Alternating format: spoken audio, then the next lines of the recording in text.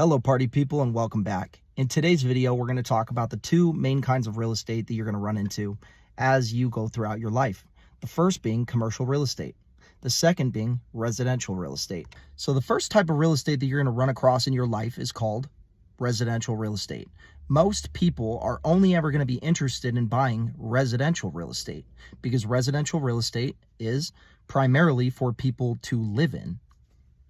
So residential real estate could be like your single family home. So a single family home is a home that's designed for one family to live in the whole property, to maintain the yard, to maintain the inside of the house, the outside of the house, and it only belongs to one family or one group of individuals.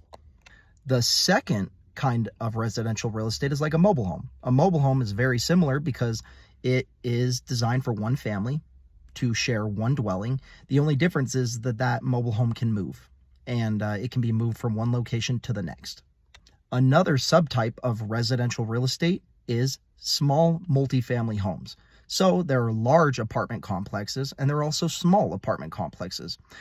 If you have a apartment complex or a duplex, triplex, or fourplex, anything under 4 units. So if you have any apartment complex but it's under 4 units, each unit can be rented out to a separate family. So if you live in a duplex, if you live in a triplex, which is 3, if you live in a fourplex, which is obviously 4, that is going to be your residential real estate.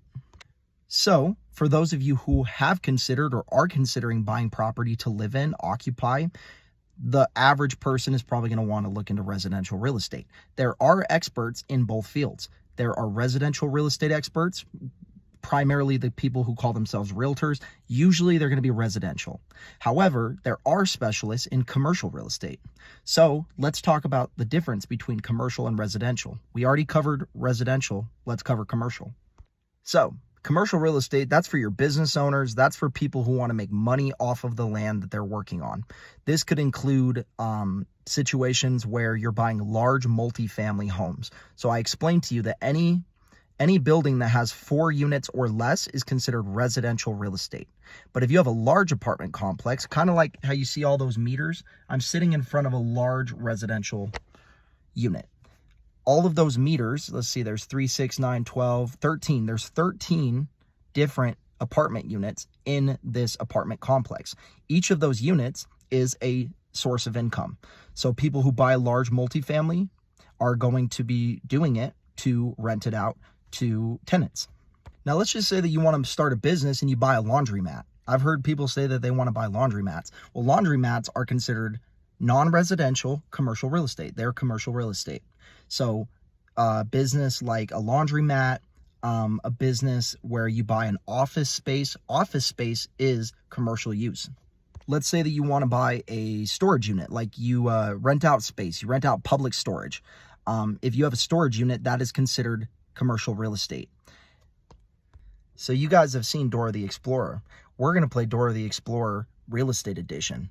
If you're living in a single family home, that's called, yes, residential real estate. If you're at Walmart, you're in a commercial building. Yes. Now, another funny example of real estate where residential meets commercial is mixed use buildings. So mixed use buildings could be, for example, if someone has an apartment, if there's an apartment complex that has businesses believe. So like Midtown 360 in Orem, Midtown 360 is an example of mixed use real estate because the top of it is all multifamily properties. But you go down beneath, you got your Asado, you got your restaurants, you got your other stuff. So mixed use is very common, primarily in bigger cities, because you're going to need to build up. Instead of building out like a lot of Utah cities, you have to build up. So mixed use is a good way to mix the use and kind of decrease the amount of land that you're taking up while building higher rather than just building side to side.